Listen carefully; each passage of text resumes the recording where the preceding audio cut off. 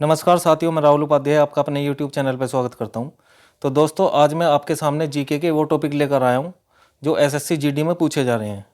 ठीक है, जिनसे सबसे ज़्यादा एग्जामिनर क्वेश्चंस पूछ रहा है, उसके बारे में आज डिस्कस करेंगे। सारे एक ही वीडियो में आपको मिल जाएंगे।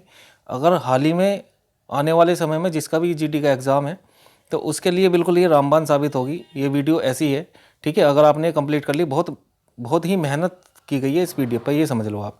ठीक है, और इसकी पीडीएफ लेने के लिए आप जो है हमारे चैनल को टारगेट विद राहुल उपाध्याय के नाम से ही है, जिस नाम से ये यूट्यूब चैनल है, उसे आप सर्च करेंगे, उसे ज्वाइन कर लेना। ठीक है, इस पर फ्री पीडीएफ आपको मिल जाएगी पूरी क्लास की। चलिए हम शुरू करते हैं। देखो, पहले हम जान लेते हैं कि इसमें हम कौन कौन से टॉपिक पढ़ेंगे। ठीक है, कौन कौन से टॉपिक पढ़ेंगे पहले हम ये देख लेते हैं। तो देखिए भाई, हमें कौन कौन से टॉपिक पढ़ने हैं, ये कौन कौन से टॉपिक हम पढ़ेंगे। एक तो हम पढ़ेंगे पंचवर्षीय योजना, फिर हम इसमें देखेंगे महत्वपूर्ण अनुच्छेद कौन से हैं।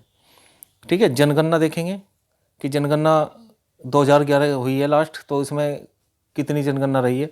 ठीक है, वंश और उनके संस्थापक देखेंगे, फुल डिटेल में बात करेंगे। राष्ट्रपति देखेंगे, मौलिक अधिकार, लोक नृत्य और शास्त्रीय नृत्य, जो भी हमारी एग्जाम की दृष्टि से इम्पोर्टेंट है। इसके बाद में क्रांतियाँ, कौन सी क्रांति किससे संबंधित है। नदी और बांध, किस नदी पर कौन सा बांध बना हुआ है। प्रमुख दिवस।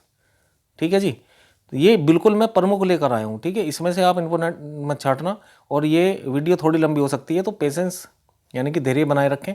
ठीक है, जो पूरी वीडियो देखेगा उसे 100 के 100% आपको फ़ायदा मिलेगा आपके एग्ज़ाम में, जो भी अब आने वाला जिस दिन भी आपका एग्ज़ाम है। ठीक है, अब पढ़ने को तो देखो बहुत सारी जीके का कोई और शोर तो है नहीं, कौन सी चीज़ कहाँ से आ जाए, लेकिन ये इन टॉपिकों से सबसे ज़्यादा क्वेश्चंस पूछे जा रहे हैं। इनका भी पेपर हुआ है, जो भी बच्चे हैं वो कह रहे हैं कि भाई इनसे सबसे ज़्यादा क्वेश्चन आ रहे हैं। ठीक है, तो हम एक एक टॉपिक को कंप्लीट करते चलेंगे। तो देखते हैं, पहले देखेंगे दोस्तों पंचवर्षीय योजना को। पंचवर्षीय योजना हर 5 वर्ष, देखो पंच से ही नाम पता चल रहा है हमें। पंचवर्षीय योजना क्यों लाई गई? क्योंकि ये हर 5 साल हर सरकार जब भी आती थी अपना टारगेट बना देती है ना। लोकसभा के चुनाव में यानी कि प्रधानमंत्री का जो कार्यकाल होता है कितना होता है, 5 साल होता है। उस 5 साल में ये अपना जो है टारगेट फिक्स करती है कि हमें इस 5 साल में क्या करना है, उसे बोलते हैं पंचवर्षीय योजना। तो पंचवर्षीय योजना हर 5 वर्ष के लिए केंद्र सरकार द्वारा देश के लोगों के आर्थिक और सामाजिक विकास के लिए शुरू की जाती है। ठीक है, विकास के लिए शुरू की जाती है। और पहली पंचवर्षीय योजना 1951 से शुरू हुई। ठीक है भाई, देखो अगर अब देखा जाए तो भारत में अब तक 12 पंचवर्षीय योजना लाई गई। देखो 11 तक तो चली ठीक, लेकिन 12वीं का कार्यकाल अगर देखा जाए तो 2017 तक था, लेकिन इसको पहले ही इसका विलय कर दिया गया। आपको पता है किस में विलय किया गया है? नीति आयोग में। इसकी जगह पर क्या कौन सा आयोग बनाया गया है? नीति आयोग। इसके बारे में भी हम डिस्कस करेंगे। बस ये जान लो पंचवर्षीय योजना का क्या मतलब है। पंचवर्षीय योजना का मतलब है 5 वर्ष की योजना। ठीक है, अब क्या हाल ही में चल रही है? नहीं चल रही है, अब ये खत्म कर दी है। इसके स्थान पर क्या कर दिया? नीति आयोग ला दिया है। और कुल कितनी पंचवर्षीय योजना बनी थी? 12 बनी थी, लेकिन 12वीं का विलय हो गया। 12वीं इतनी महत्वपूर्ण नहीं है, हमें 11 तक पढ़नी है बस। कितने तक पढ़नी है दोस्तों? 11 तक पढ़नी है। तो चलिए हम बात कर लेते हैं आगे। 12वीं पंचवर्षीय योजना का कार्यकाल 2017 तक था, लेकिन इसका विलय 2014 में नीति आयोग में कर दिया गया। ये मैंने बात लिख दी है इसमें। ठीक है, आपको जो है रिवीजन करने में पीडीएफ से बहुत आसान रहेगा। फिर अब देख लेते हैं नीति। देखो, नीति की फुल फॉर्म होती है national institution for transforming India. National institution for transforming India. इसका गठन हुआ था दोस्तों 1 जनवरी 2015 में। अध्यक्ष कौन होता है? प्रधानमंत्री होता है। उपाध्यक्ष वर्तमान में कौन है? सुमन बेरी है, नीति आयोग के उपाध्यक्ष हैं। ये भी पूछ लेता है, इंपॉर्टेंट है। नीति आयोग के मुख्य कार्यकारी अधिकारी यानी कि जिसे सीईओ कहते हैं, चीफ एग्जीक्यूटिव ऑफिसर, ये कौन है? अमिताभ कांत है। तो इससे आपको 3 नाम याद रखने हैं। देखो भाई, अध्यक्ष जो भी प्रधानमंत्री बनेगा वो उसका ऑटोमेटिकली अध्यक्ष हो जाएगा नीति आयोग का। ठीक है, इसे तो याद रखने की जरूरत नहीं, क्योंकि प्रधानमंत्री का नाम सबको पता होता है। उपाध्यक्ष वर्तमान में ये है सुमन बेरी, और इसके सीईओ कौन है? अमिताभ कांत है। ठीक है जी, नेक्स्ट बात कर लेते हैं। एक होता है एनडीसी। इसका क्या मतलब है जी? इसका मतलब है नेशनल डेवलपमेंट काउंसिल। हिंदी में कहते हैं इसको राष्ट्रीय विकास परिषद। इसकी स्थापना 6 अगस्त 1952 को की गई। इसका कार्य पंचवर्षीय योजना को स्वीकृति देना था, और इसे सुपर कैबिनेट भी कहते हैं। इसको आपको ध्यान रख लेना बस। ये सवाल आता है कि सुपर कैबिनेट किसे कहते हैं, तो किसे कहते हैं? एनडीसी को कहते हैं, राष्ट्रीय विकास परिषद को। एक आपको इसमें ये ध्यान रखना है, ये जो पंचवर्षीय योजना पहले बनती थी उन्हें स्वीकृति देना था, उन्हें पास करते थे ये। ठीक है, ये ऐसा था, एनडीसी उसको जो है स्वीकृति प्रदान करते थे। ठीक है जी, तो हमें पंचवर्षीय योजना और एनडीसी के बारे में जान लिया। अब नीति आयोग के बारे में आपको बता दिया। अब बात कर लेते हैं प्रथम पंचवर्षीय योजना। देखो इन्हीं से ही सवाल आ रहे हैं, तो ये हम जो है 12 में तो कोई ज़्यादा महत्वपूर्ण नहीं है, लेकिन हम 11 तक इसको कंप्लीट कर लेंगे। ठीक है, स्पीड से कंप्लीट करेंगे, कोई दिक्कत नहीं है। और ये महत्वपूर्ण क्लास है, जो महत्वपूर्ण पॉइंट है उनको हम डिस्कस कर लेते हैं, है ना। पढ़ने को तो बहुत सारी चीज़ें आप इसमें पढ़ सकते हो, खाली पंचवर्षीय योजना कई कई घंटे की पढ़ सकते हो, लेकिन हाल ही में एग्ज़ाम है और हमारे पास में इतना टाइम भी नहीं है, तो मैं बिल्कुल जल्दी से इसको कंप्लीट कराने की कोशिश कर रहा हूँ। प्रथम पंचवर्षीय योजना ये हेराल्ड डोमर मॉडल पर आधारित है। ठीक है, ये एक व्यक्ति हैं, इनके मॉडल, इन्होंने इसका मॉडल दिया था। पहली जो पंचवर्षीय योजना बनाई थी 1951 में। इस योजना का उद्देश्य क्या था? कृषि का विकास करना, यानी कि कृषि को बढ़ावा देना। आपसे यही पूछ लेगा कि प्रथम पंचवर्षीय योजना का क्या उद्देश्य था, तो क्या था इसका उद्देश्य? कृषि का विकास करना।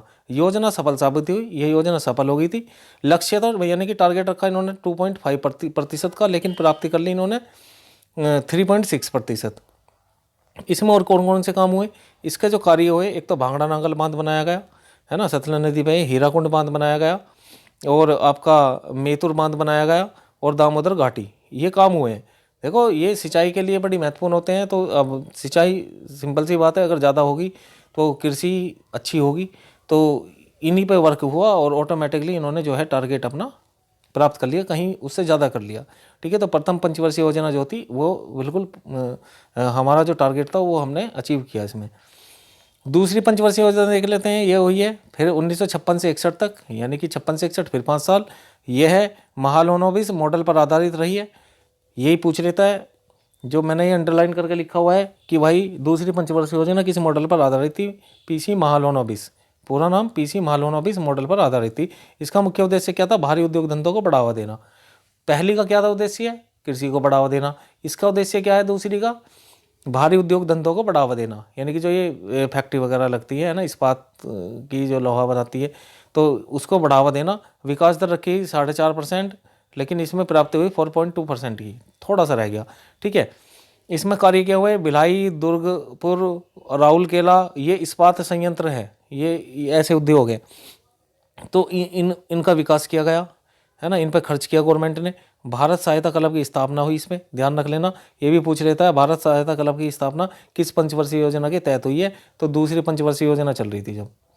इसके बाद में हम बात कर लेते हैं दोस्तों तीसरी पंचवर्षीय योजना की, 1961 से 66 तक चली है। और यहाँ पर जो है इसका क्या उद्देश्य था? देश को आत्मनिर्भर बनाना, कृषि को बढ़ावा देना और उद्योगों पर बल देना। मतलब कुल मिला के स्टार्टिंग में हमने कृषि देखा पहली पंचवर्षीय योजना में, दूसरी में हम भारी उद्योग धंधे देखे, और तीसरी में हम क्या देख रहे हैं? देश को आत्मनिर्भर भी बनाना और कृषि और उद्योगों पर भी बल देना। लक्ष्य रखा हमने 5.6, प्राप्ति हुई 2.8 की। देख लो कितना अंतर हो गया, है ना। ये पूरी तरह से एक तरीके से विफल ही रही है कार्य। इस योजना में हरित क्रांति की शुरुआत की गई। हरित क्रांति, ये जो हरित क्रांति है, हरित क्रांति ये किससे है? खाद्यान्न से संबंधित है ना, कृषि से ही संबंधित है ये। और इसके कभी कभी वे भी पूछे जाते हैं कि भाई इसको हरित क्रांति के जनक किसे माना जाता है? तो एस स्वामीनाथन को माना जाता है। और यहाँ पर जो है ये किससे संबंधित थी? कृषि से संबंधित थी। इसे गॉडगिल योजना के नाम से भी जाना जाता है। ये महत्वपूर्ण पॉइंट है भाई, इसको ध्यान रख लेना। गॉडगिल योजना के नाम से कौन सी पंचवर्षीय योजना को जाना जाता है? तो ये तीसरी पंचवर्षीय योजना को जाना जाता है। इसके बाद में हम बात कर लेते हैं आगे। इसी दौरान देखो ये पूरी तरह से विफल रहने का कारण क्या है, ये हम प्राप्त क्यों नहीं कर पाए इसका जो टारगेट रखा हमने। एक तो भाई साहब 1962 में भारत चीन युद्ध हो गया। अभी तक देख रहे हो चीन इतनी डेवलप कंट्री है, जब अभी तक जितने युद्ध हुए हैं भारत हारा ही है इससे। भारत पाक युद्ध, इससे भारत जीता ही है 1965, इसी दौरान हुआ। जीतो या हारो, तुम्हें पता है कि जब दो देशों के बीच में युद्ध मच जाता है तो ये समझ लो कि दोनों देश नुकसान में होते हैं। ठीक है, वे कहीं ना कहीं पिछड़ जाते हैं, कई साल पिछड़ जाते हैं। बल्कि 1966 में सोखा पड़ गया। ठीक है, लाल हॉलीडे मनाया जाता है इसको, इस कार्यकाल को 66 से लेकर 69 तक, यानी कि 2 साल ये रेड हॉलीडे मनाया गया। यह योजना विफल हो गई, इसलिए इस योजना को इस वाली योजना को यानी कि 66 से 69 तक के काल को अवकाश काल भी कहा गया, योजना अवकाश काल। ठीक है, तो योजना अवकाश काल किसको कहा गया? आपको सन भी दे सकता है, 66 से 69, 70 से 71, 72 से 73, इस तरीके से दे देगा। ठीक है, तो आप कन्फ्यूजन नहीं होना, 66 से 69 तक है। 69। अब देख लेते हैं चौथी पंचवर्षीय योजना। अब ये 69 से हमने 74 तक चलाई है। प्राथमिकता इसमें क्या थी? फिर अभी देखो यहाँ तीनों चीज़ें रखी थी आत्मनिर्भर बनाना, उसको हम अचीवमेंट ही नहीं कर पाए, तो हमने फिर से रख दिया कृषि व सिंचाई पर का महत्व, स्थिरता और आत्मनिर्भरता, क्योंकि पहले हम आत्मनिर्भरता नहीं कर पाए। और इसका मॉडल डी आर गॉडगिल पर आधारित था, इसको ध्यान रख लेना, पूरा नाम है डी आर गॉडगिल। लक्ष्य 5.7 रखा, प्राप्ति 3.4, देखो फिर भी कम हुई। कार्य इसमें क्या हुआ है? इसरो की स्थापना हुई है, इंडियन स्पेस रिसर्च ऑर्गेनाइजेशन की इसकी स्थापना हुई है।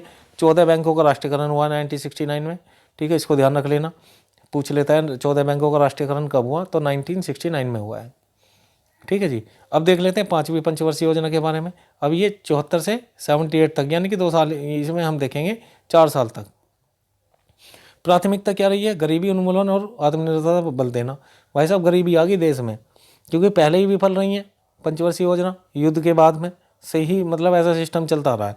इसमें गरीबी हटाओ का नारा दे दिया हमने पांचवी पंचवर्षीय योजना में। आपसे पूछा जाएगा गरीबी हटाओ का नारा किस योजना के तहत दिया गया है, कौन सी योजना में दिया गया? पांचवी पंचवर्षीय योजना में। लक्ष्य रखा 4.4 का, प्राप्ति कर ली हमने यहाँ पर 4.5%, ठीक है। तो यहाँ पर ये टारगेट फिक्स हुआ, और यह पंचवर्षीय योजना समय से पहले ही समाप्त हो गई, क्योंकि टारगेट पूरा हो गया। 1979 से 80 तक के कार्यकाल को यहाँ भी योजना अवकाश काल कहा गया, 1 साल के कार्यकाल को फिर से। और रोलिंग प्लान, ये भी ध्यान रख लेना, रोलिंग प्लान किसके द्वारा बना गया? तो गुन्नार मिडरल, ये नाम ध्यान रखना है, रोलिंग प्लान गुन्नार मिडरल, ठीक है जी। इसके बाद में बात कर लेते हैं छठी पंचवर्षीय योजना। अब यहाँ से चलेगी 80 से 85 तक। प्राथमिकता क्या रहेगी? गरीबी को हटाना और आर्थिक विकास और आत्मनिर्भर देश बनाना। लक्ष्य क्या रखा हमने? 5.2 का, प्राप्ति होगी 5.7 की। यह योजना अर्थव्यवस्था के लिए एक बड़ी पंचवर्षीय योजना बनी है, ठीक है भाई। जब हमने यहाँ अपना टारगेट ही पूरा कर लिया तो बड़ी पंचवर्षीय योजना बनी। 7वीं में हम आते हैं 80 से, ये 85 से 90 में चली है।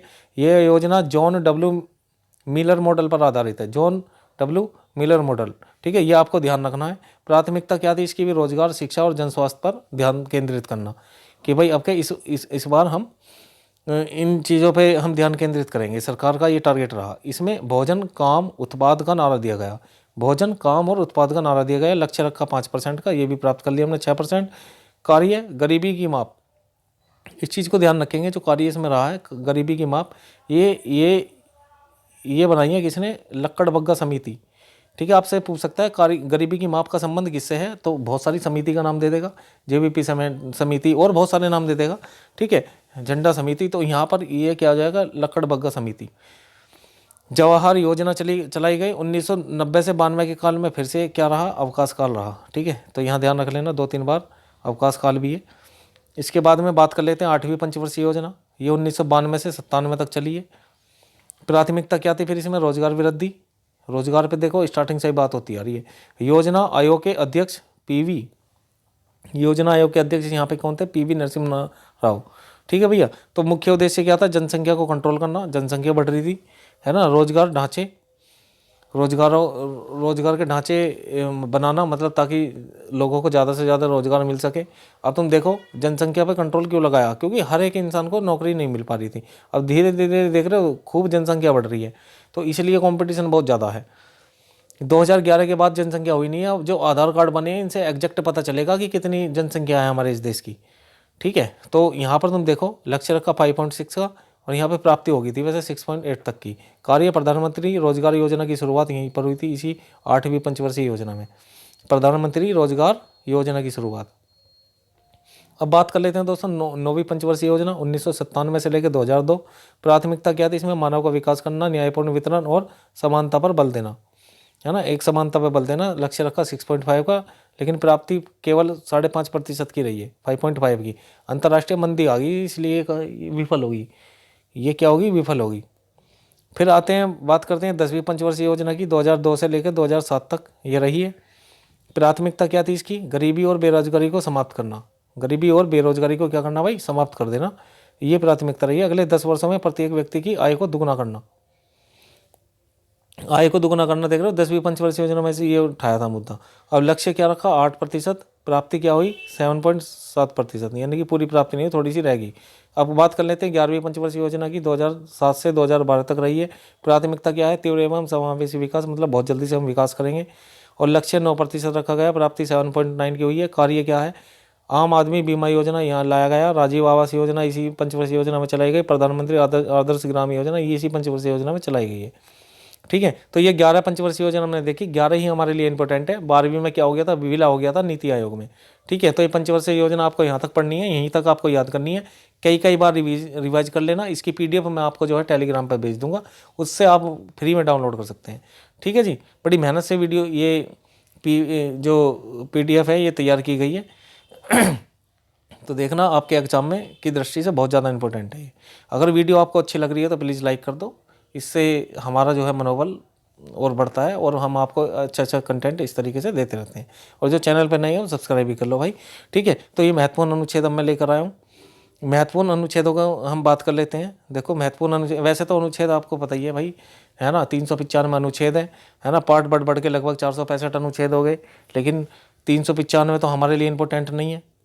395 तो हम ऐसा भी नहीं है भाई, ऐसा पॉसिबल नहीं है एकदम ही याद कर लेंगे। अभी तुम्हारा हाल ही में एकदम ऐसा एग्जाम है, तो मैं बिल्कुल प्रमुख लेकर आया हूँ। तो यहाँ पर देख लेते हैं कौन कौन से अनुच्छेद। अनुच्छेद 1 है भारत राज्यों का संघ होगा।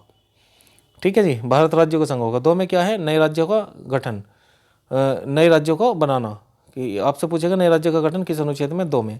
3 में इनका पुनर्गठन, ऐसे ध्यान रखना, पुनर्गठन भाई, पुनर्गठन है इसमें, पुनर्गठन। पुनर्गठन का मतलब क्या है? जैसे राज्य का निर्माण हो, सीमाओं या नामों में बदलाव करना। जैसे भाई किसी का नाम चेंज कर दिया, राज्य तो पहले से ही है, तो उसका क्या कर दिया? दोबारा से नाम चेंज करा तो पुनर्गठन हुआ। तो इसमें ध्यान रखना, पहले में भारत राज्यों का संघ होगा, 28 राज्य है, 8 केंद्र शासित प्रदेश है। यहाँ पर ये आपको ध्यान रखना है कि भाई दूसरे में गठन है और तीसरे में क्या है? उसका पुनर्गठन है। और अनुच्छेद 32 संवैधानिक उपचारों का अधिकार, बहुत इंपॉर्टेंट है, इसे संविधान की आत्मा भी कहा गया BR अम्बेडकर के द्वारा। ठीक है, जो अम्बेडकर जी थे उन्होंने इसे संविधान की उपचारों का अधिकार अनुच्छेद 32 को बताया है। अगर राज्य की बात करेंगे तो ये 226 में आता है। पर भाई इसमें क्या होता है? यदि हमारे मौलिक अधिकारों का हनन होता है तो हम सुप्रीम कोर्ट जा सकते हैं। ठीक है, डायरेक्ट सुप्रीम कोर्ट जा सकते हैं, बाकी और किसी चीज़ में नहीं जा सकते। 343 क्या है? हिंदी संघ की क्या होगी? राजभाषा होगी। हिंदी राज्य संघ की क्या होगी? राजभाषा होगी। एक इसी से संबंधित 351 भी है, हिंदी से ही संबंधित, जो प्रत्येक व्यक्ति का, नागरिक का कर्तव्य होगा कि वह हिंदी का प्रचार करे। और बात कर लेते हैं 356, ये है राष्ट्रपति शासन। देश में अगर कोई भी दिक्कत परेशानी हो जाती है तो राष्ट्रपति शासन लगाया जाता है।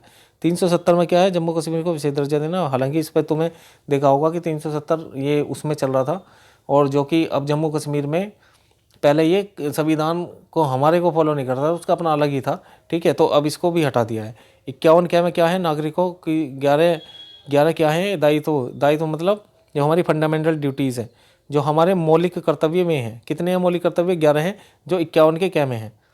अनुच्छेद 51 क्या में है। इसके बाद में बात कर लेते हैं 72 में, राष्ट्रपति की क्षमादान शक्ति है। राष्ट्रपति को इतनी पावर है, राष्ट्रपति भारत का सबसे बड़ा नागरिक है, यानी कि सबसे पावरफुल है। और ये अनुच्छेद 72 में दे रखा है, क्षमादान शक्ति, किसी को क्षमा कर सकता है, किसी की यहाँ तक कि फांसी की सज़ा को भी ये माफ़ कर सकता है, अनुच्छेद 72 के तहत। 74 में क्या है? राष्ट्रपति की को सहायता और सलाह देने के लिए एक मंत्रिपरिषद होगा, एक मंत्रिपरिषद होगा। 100 में क्या है? गणपूर्ति या कोरम है, यानी कि सदनों में मतदान रिक्तियों के बावजूद सदनों की कार्य करने की शक्ति, यानी कि गणपूर्ति या कोरम। जैसे मान लिया कह रहे हैं कि अगर कोई बैठक होगी तो कुल सदस्यों का 1/10 उपस्थित होना जरूरी है। अगर इससे कम हुए तो बैठक को क्या कर दिया जाएगा? स्थगित कर दिया जाएगा। 139 में क्या है? सर्वोच्च न्यायालय को कुछ रिट जारी करने की शक्ति है। सर्वोच्च न्यायालय मतलब कुछ रिट जारी कर सकते हैं, रिट या याचिका कहते हैं इसको। 141 में क्या है? सर्वोच्च न्यायालय द्वारा घोषित कानून सभी न्यायालयों के बाध्यकारी होगा। ठीक है, तो ये आपको याद रखने हैं, ये डायरेक्ट इस तरीके के पेपर में आपके पूछे जा रहे हैं। अनुच्छेद 44 क्या है? समान नागरिक संहिता है। एक को ध्यान रखना बस, गोवा एक समान नागरिक संहिता वाला राज्य है, जो सबके लिए कानून सबके लिए समान है। ये अनुच्छेद 44। इसके बाद बात कर लेते हैं 120, सदन की कार्यवाही, वेरी इंपॉर्टेंट है भाई। 120 सदन की कार्यवाही हिंदी व अंग्रेजी में की जाएगी। ये कह रहे हैं जो संसद में जो कार्यवाही होगी वो हिंदी और इंग्लिश में की जाएगी, अनुच्छेद 120 में। अनुच्छेद 127 में क्या है? तदर्थ न्यायाधीशों की नियुक्ति। अगर सुप्रीम कोर्ट का, अगर किसी भी कोर्ट का कार्यकाल बढ़ता है, मतलब सुप्रीम कोर्ट का कार्यकाल बढ़ता है, तो वो टेम्परेरी रूप से जो जज रिटायर हो गए उनकी कुछ समय के लिए नियुक्ति कर सकते हैं, उसे बोलते हैं तदर्थ न्यायाधीश। जैसे तुमने देखा होगा भाई, नोटबंदी में बैंकों का कार्यकाल बढ़ गया था, तो कुछ समय के लिए वे आदमी बुला लिए, क्योंकि आदमियों की संख्या कम पड़ गई थी, नया आदमी लगा नहीं सकते, उसे फिर ट्रेनिंग देनी पड़ेगी, इसलिए कुछ समय के लिए वे लगा लिए जो रिटायर हो गए, कुछ दिन के लिए बुला लिए थे, तो उसे बोलते हैं तदर्व। अनुच्छेद 280 में क्या है, वित्त आयोग है। अनुच्छेद 312 में क्या है, अखिल भारतीय सेवाओं का सर्जन कौन करेगा, राज्यसभा करती है, ठीक है। 312 इंपॉर्टेंट है, ध्यान रख लेना। और इसमें 280 में फाइनेंस कमीशन है, वित्त आयोग। चलो जी, अभी महत्वपूर्ण अनुच्छेद देख लिया, अब हम देखेंगे दूसरे टॉपिक पर आ जाइए, भारत की जनगणना। इंपॉर्टेंट है ये भी, भारत की जनगणना क्या है। भारत की जनगणना, जन का मतलब होता है लोग, और गणना मतलब गिनना, यानी कि लोगों को गिनना। तो भारत की जनगणना प्रत्येक 10 वर्ष के अंतराल में की जाती है, यानी कि 10 वर्ष में, ऐसे नहीं हर साल की जाएगी कि लोग कितने बढ़ गए कितने बढ़ गए, ऐसे नहीं, हर 10 साल में की जाती है। सबसे पहले भारत की जनगणना लॉर्ड मेयो ने करवाई थी 1872 में, है ना, अंग्रेजों का शासन था, तो उस समय ये थे, तो इन्होंने करवाई थी भाई, लॉर्ड मेयो ने यहाँ पे शुरुआत करवाई थी कि लोगों को गिनो कि कितने लोग हैं इसमें। और इसके बाद 1881 में फिर करवाई रिपन ने, और तब से लेकर अब तक लगातार 10 वर्ष के अंतराल में ये हो रही है। 2011 के बाद जनगणना 2021 में होनी थी, लेकिन कोरोना के कारण इसको स्थगित कर दिया गया, ये हो नहीं पाई, ठीक है। अब जो मैं बता रहा हूँ कि आपको एग्जैक्ट डेटा ही पता चलेगा, आधार कार्ड सभी का बन रहा है ना। पहले क्या था, उसमें जो वो बनता था पहचान पत्र, उसमें थोड़ी सी प्रॉब्लम आती थी, उसमें पता नहीं चल पाता था, है ना, उसमें फर्जी काम भी ज़्यादा होते थे। अभी आधार कार्ड सही है, बढ़िया बना दिया। भारत में जनसंख्या के हिसाब से सबसे ज़्यादा आबादी वाले राज्य हैं वे क्रम से मैंने लिखे हैं। देखो, सबसे ज़्यादा है जो जनसंख्या है वो यूपी में ज़्यादा है, उत्तर प्रदेश, दूसरे नंबर में महाराष्ट्र का नंबर आता है, फिर बिहार है, फिर पश्चिम बंगाल है, ठीक है। साल 2011 की जनगणना के मुताबिक साक्षरता दर के मामले में केरल पहले है और बिहार जो है आखिरी नंबर पे है। यानी कि साक्षरता बोलते हैं जो पढ़े लिखे लोग होते हैं, पढ़े लिखे लोग ज़्यादा किस में, केरल में, और कम पढ़े लिखे लोग किस में, बिहार में। 2011 के अनुसार अगर हम बात करें तो भारत की साक्षरता कितनी रही है, भारत की साक्षरता रही थी 74, ठीक है। तो यानी कि पहले लोग यार कम पढ़ते थे, तो यानी कि 74 रही है। अब की जो साक्षरता होगी, मुझे ऐसा लगता है कि ये 85% हो सकता है 90 प्लस चली जाए, ठीक है। तो आजकल लोग ज़्यादा पढ़ रहे हैं। पढ़ने का मतलब ये नहीं है, साक्षर का मतलब ये नहीं होता कि भाई डिग्री होनी चाहिए। साक्षर का मतलब ये है कि अक्षर का ज्ञान हो, उसे अपना नाम लिखना आना चाहिए, बस अंगूठा ना लगाए बस। साल 2011 की जनगणना से जुड़ी कुछ और ख़ास बातें, साल 2011 की जनगणना से जुड़ी कुछ और ख़ास बातें। तो भाई साहब, ये क्या ख़ास बात है, इसको हम डिस्कस कर लेते हैं।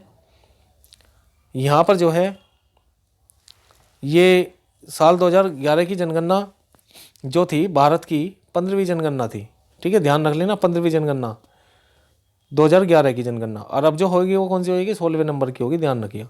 2011 की जनगणना का आदर्श वाक्य क्या था, यानी कि हमारी जनगणना हमारा भविष्य, इसको भी ध्यान रख लेना। साल 2011 की जनगणना 2 चरणों में हुई थी। साल 2011 की जनगणना में पहली बार जीवित लोगों से जानकारी इकट्ठा की गई।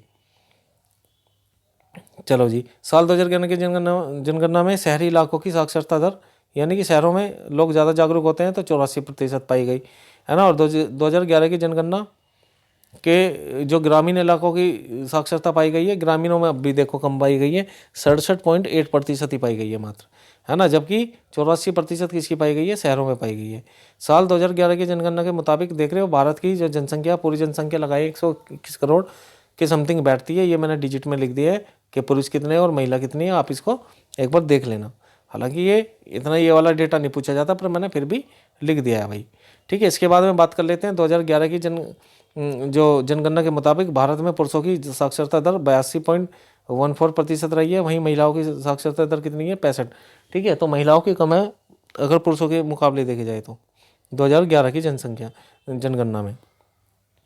और यहाँ बात कर लेते हैं भारत की साल 2011 की जो जनगणना का आयोजन करवाया था, वो करवाया था सी चंद्रमौली ने। इसको ध्यान रख लेना भाई, किसने करवाया, सी चंद्रमौली। तो वे उस समय भारत के रजिस्ट्रार जनरल और जनगणना आयुक्त थे। तो जनगणना आयुक्त पूछ सकता है आपसे, तो क्या नाम बताओगे, सी चंद्रमौली। तो ये 15वें नंबर की थी, और अब जो है वो कौन से नंबर की होगी, 16वें नंबर की। ये चीज़ को ध्यान रखेंगे। अब देखो अगले टॉपिक पर आ जाते हैं, ठीक है। हम कई टॉपिक अपने कवर कर चुके हैं, अब अगले टॉपिक पर आ जाते हैं। वंश और उनके संस्थापक इंपॉर्टेंट है भाई, देखो ये हिस्ट्री से रिलेटेड है। बच्चा इसमें ज़्यादातर गलती करता है, तो मैं एक साथ ही इनको सबको लिख लाया हूँ, ठीक है। इनको याद करते चले जाना। हर्यक वंश ये वंश चलते थे। कभी मैं डिटेल में आपको हिस्ट्री पढ़ाऊंगा, है ना, एक एक करके ऐसे ही वीडियो आपको जो है मिलती रहेंगी। तो यहाँ पर देखो, पहले हर्यक वंश के संस्थापक कौन थे? बिंबिसार। शिशुनाग वंश के शिशुनाग, नंद वंश के महापरमानंद या इसे उग्रसेन भी कहते हैं। मौर्य वंश के चंद्रगुप्त मौर्य थे। शुंग वंश के पुष्यमित्र शुंग थे। सातवाहन वंश के सिमुख थे। ये तो आपको याद ही करने हैं भाई, ठीक है, याद ही करने हैं, क्योंकि देखो अगर हिस्ट्री में पढ़ोगे तो फिर इनके बारे में भी हम पढ़ाते हैं कि भाई किसी ने क्या काम करा, किसी ने अंतिम कौन रहा, पहला कौन रहा, इसके बाद कौन आया, इस तरीके से। लेकिन यहाँ पे संस्थापक पूछे जा रहे हैं तो मैं संस्थापक की ही ये टॉपिक लेकर आया हूँ। सातवाहन वंश सिमुख, कुषाण वंश कटफिसस प्रथम, गुप्त वंश श्रीगुप्त थे, है ना, श्रीगुप्त। और आपको और देख लो, राष्ट्रकूट वंश के दंती दुर्ग थे। विजयनगर साम्राज्य यानी कि संगम वंश भी कहते हैं इसको, हरिहर और बुक्का, दो सगे भाई थे हरिहर और बुक्का। विजयनगर साम्राज्य की इन्होंने क्या करी है? स्थापना करी है।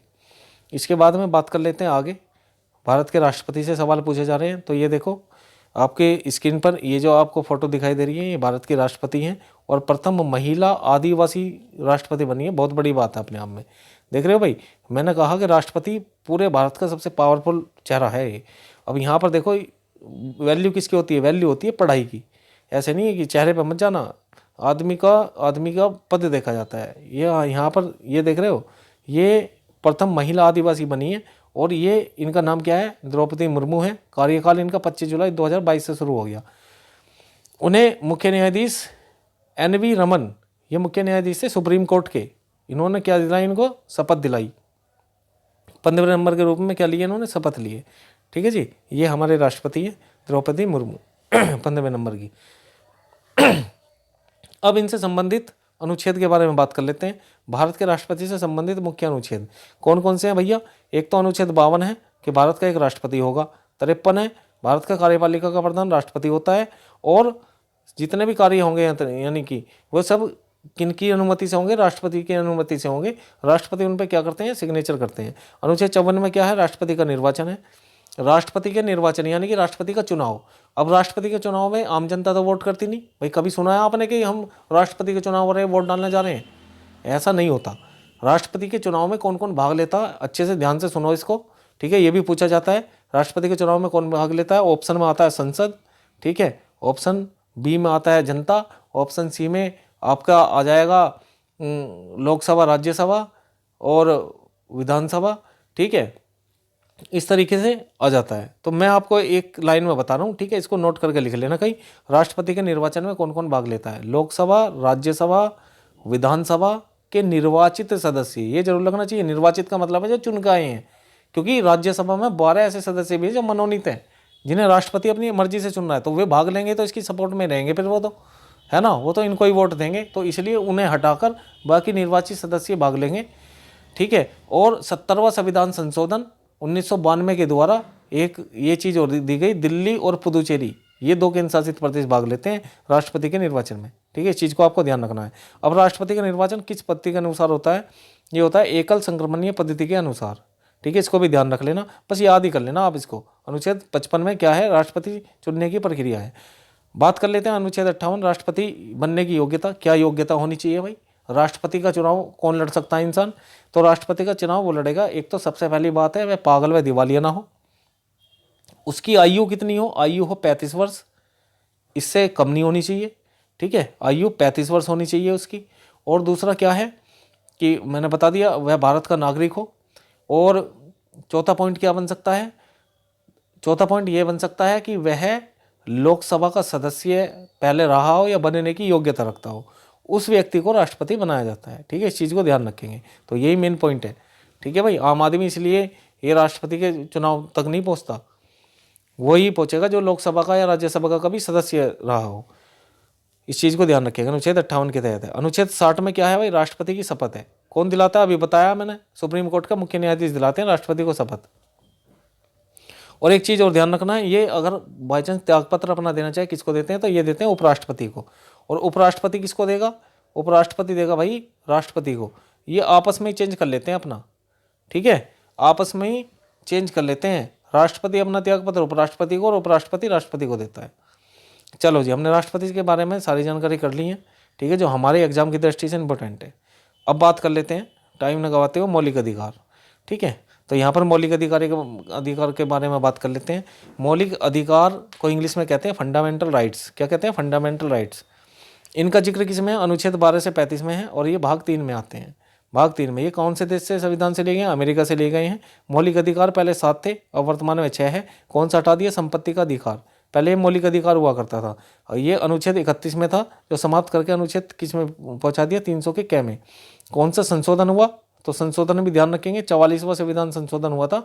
कब हुआ था? ये 1978 में। कब हुआ दोस्तों? 1978 में। ध्यान रखेंगे 1978 में संशोधन किया गया।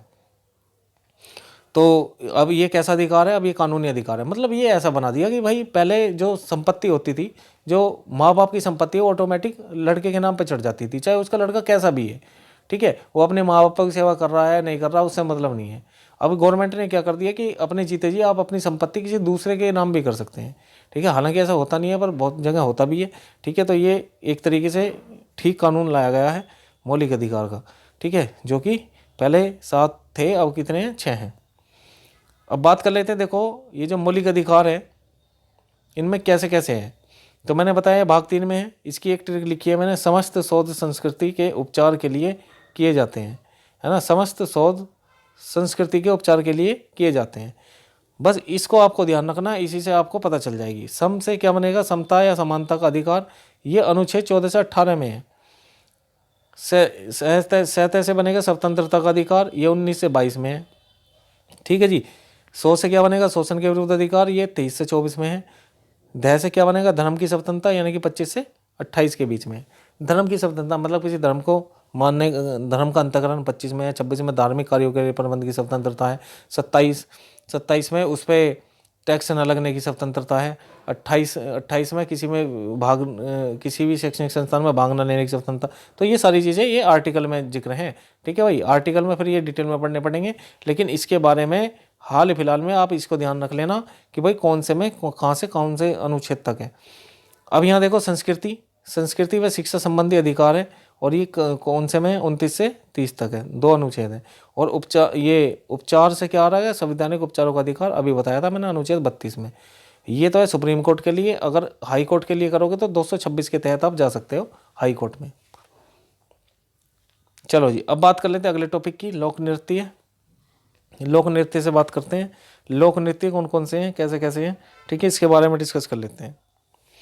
देखो भाई, लोक नृत्य क्या होता है? लोक नृत्य जैसे आपका ये है, हर जगह अपना अलग अलग लोक नृत्य है, उनके नाम दिए गए हैं कि कौन सा डांस कहाँ होता है, ये आपसे पूछ सकता है।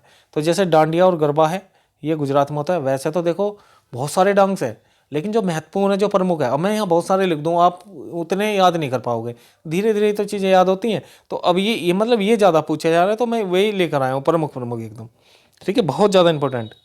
डांडिया गरबा गुजरात, कुचिपुड़ी आंध्र प्रदेश, भांगड़ा गिद्दा पंजाब, जट जाट इन बिहार, कथकली और मोहिनीअट्टम ये कहाँ होते हैं डांस? केरल में। यक्षगान कर्नाटक में किए जाते हैं। झूमर और धमाल हरियाणा में होते हैं, हरियाणा में। रऊप और हीकत ये जम्मू कश्मीर के हैं, रऊप और हीकत। और इसके बाद में आगे बात करेंगे, रऊप बहुत इंपॉर्टेंट है इसमें। अब यहाँ बात कर लेते हैं कि जो लावणी है और नकाटा है ना, नकटे से ध्यान रख लेना, ये महाराष्ट्र में होते हैं। घूमर और कालबेली ये राजस्थान में होते हैं। घूमर घूम घूम के घाघरा पहन पहन के घुमा घुमा के डांस करते हैं, घूमर राजस्थान में होते हैं। कत्थक उत्तर भारत, ध्यान रख लेना भाई, कत्थक उत्तर भारत, और कत्थक के लिए गए हैं केरल में है। तो बिहू असम, छोरा और छापेली हिमाचल प्रदेश, नौटंकी रासलीला कजरी उत्तर प्रदेश में है। नौटंकी रासलीला और कजरी ये कहाँ पर होते हैं? उत्तर प्रदेश में। भरतनाट्यम तमिलनाडु में। गढ़वाली और कुमायूनी ये तुमने देखा भी होगा भाई, ये तो जनजाति के भी नाम है। ये कहाँ है? उत्तराखंड में, उत्तराखंड में होते हैं। तरंग मेल डांस कहाँ होता है? ये होता है गोवा में। रंगमा और बांस नृत्य, बांस ले लेके लोग नृत्य करते हैं, ये कहाँ होता है? नागालैंड में। नागालैंड जो स्टेट है हमारा 1963 में बना है, और इसकी जो राज्य की भाषा है वो कौन सी है? इंग्लिश है। एकमात्र ऐसा स्टेट है ये, ठीक है, जहाँ हिंदी नहीं बोली जाती, अंग्रेजी बोली जाती है। ठीक है जी, ध्यान रखेंगे, तो वो बड़ा महत्वपूर्ण है। अब बात कर लेते हैं प्रमुख क्रांति की।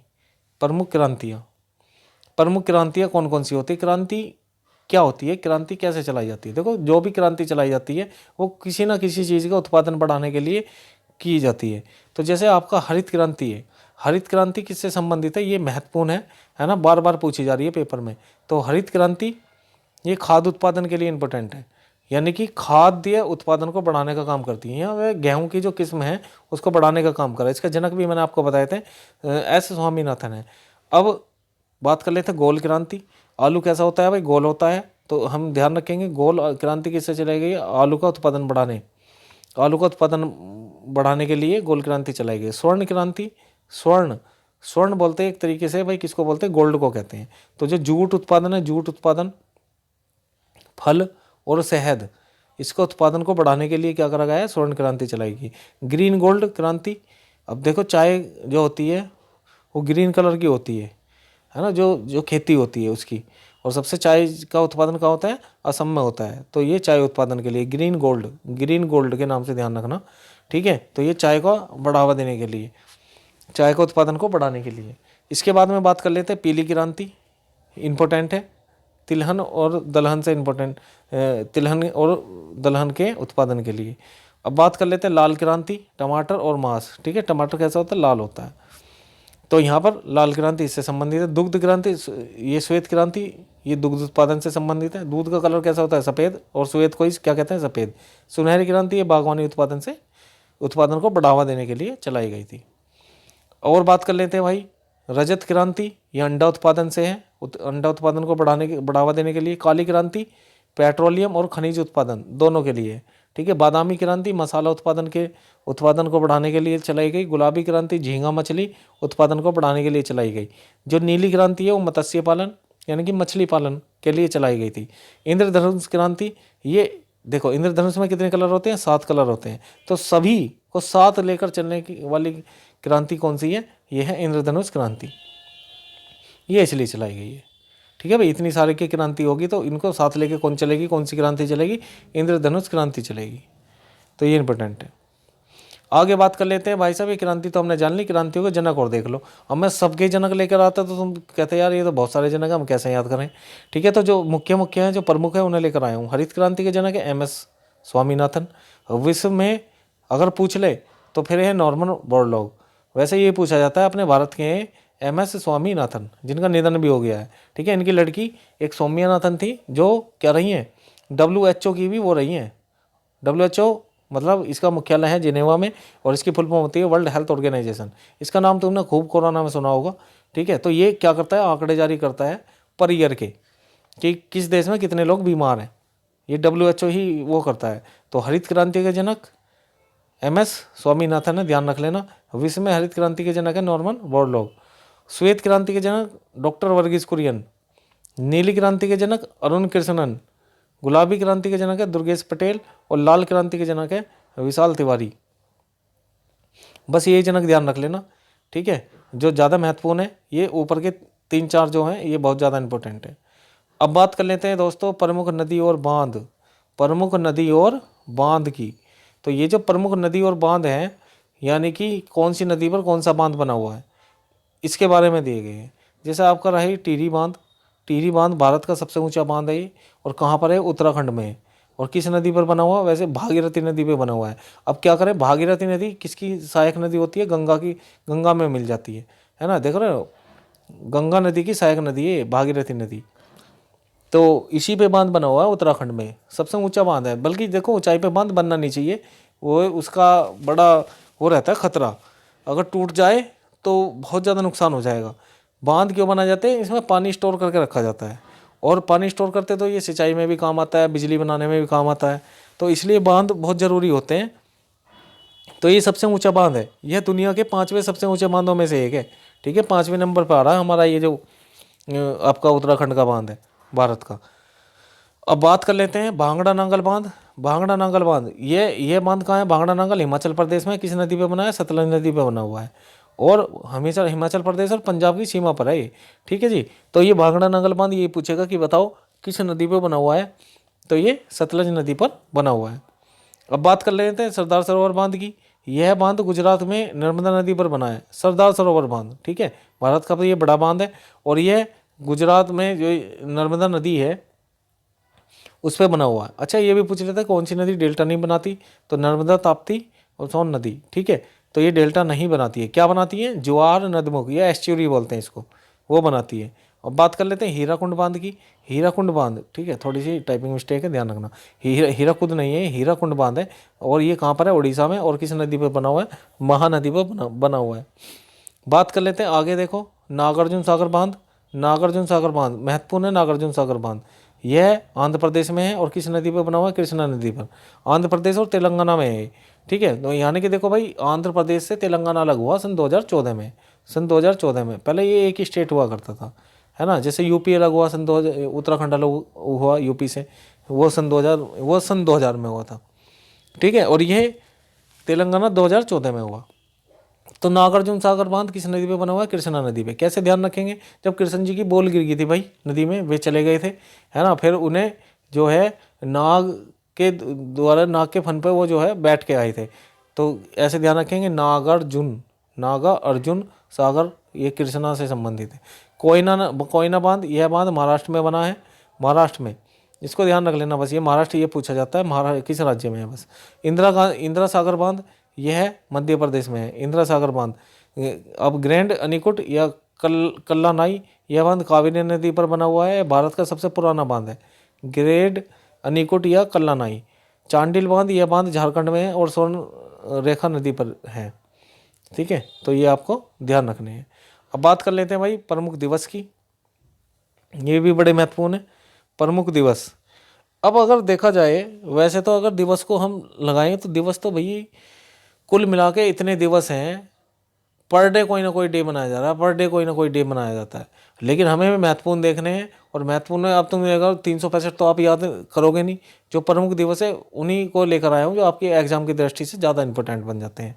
जैसे भाई देखो, अगर जनवरी की मैं बात करूँ तो जनवरी में 10 जनवरी को मनाया जाता है विश्व हिंदी दिवस।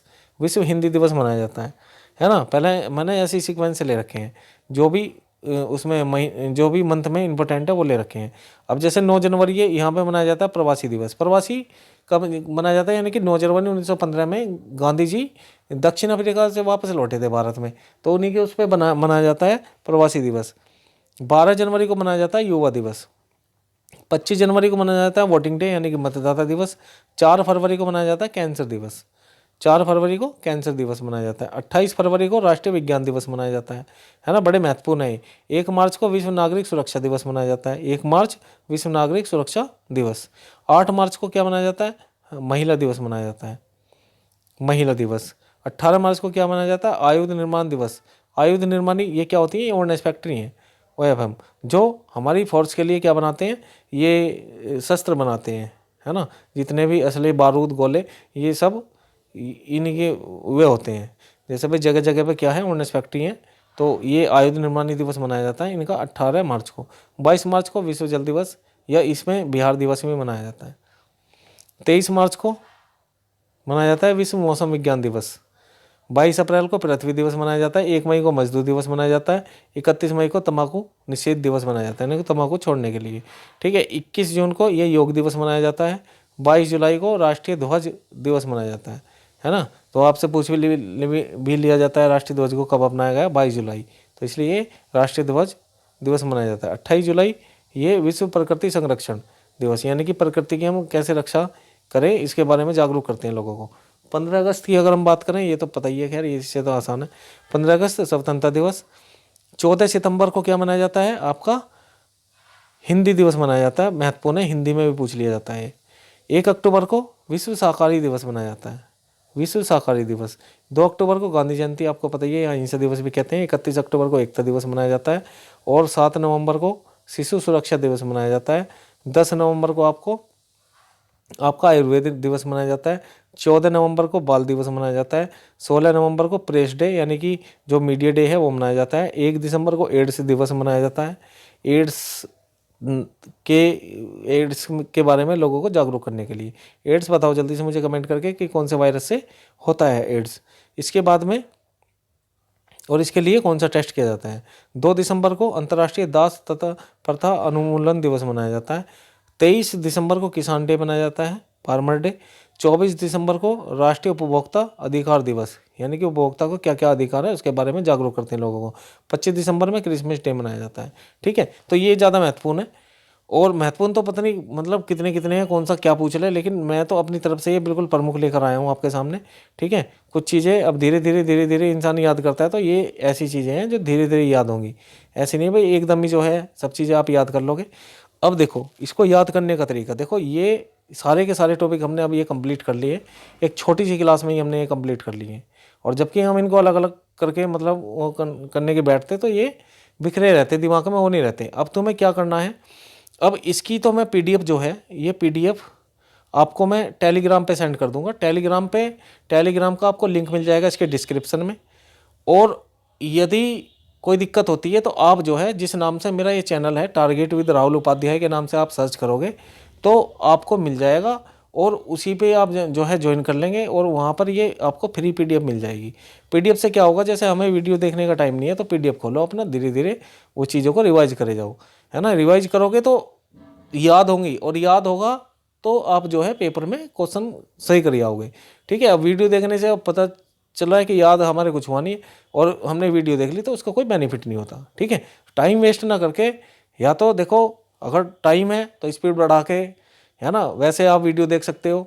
उसके बारे में जो एक्स्ट्रा जो चीज़ें बताई हैं वे आपके दिमाग में बनी रहेंगी, है ना। फिर उसका बाद में ये पीडीएफ से रिवाइज कर सकते हो। तो ये इधर उधर मान लिया वो करने की ज़रूरत नहीं है कि मतलब कभी किसी की वीडियो, कभी किसी की वीडियो, कभी किसी की वीडियो, ऐसे एग्जाम के टाइम पे। ठीक है, अपने आप को भटकाओ मत, है ना, इकट्ठा रखो बिल्कुल और सीमित रखो। मैं कह रहा हूँ ये जीके की जितना मैंने कराया है इसको जो है आप एग्जाम से पहले ज़रूर देख के जाना। ठीक है, आपके लिए बहुत ही मतलब रामबाण साबित होगी ये वीडियो, अगर आपने ये ईमानदारी से देखी है और इसको याद कर लिया तो। ठीक है जी, तो इसी तरीके की वीडियो देखो हमारे चैनल पे आती रहती है, जैसे एसएससी जीडी है, यूपी पुलिस और इनसे संबंधित रेलवे, तो इनसे संबंधित मैं जो है जानकारी आपको टेलीग्राम ग्रुप में देता रहता हूँ, और समय समय पर इस तरीके की वीडियो मिलती रहती है। ठीक है, तो अगर आपको ये वाकई वीडियो अच्छी लगी है तो प्लीज़ वीडियो को लाइक करें, और जो हमारे चैनल पर नए आए हैं वो सब्सक्राइब कर लें।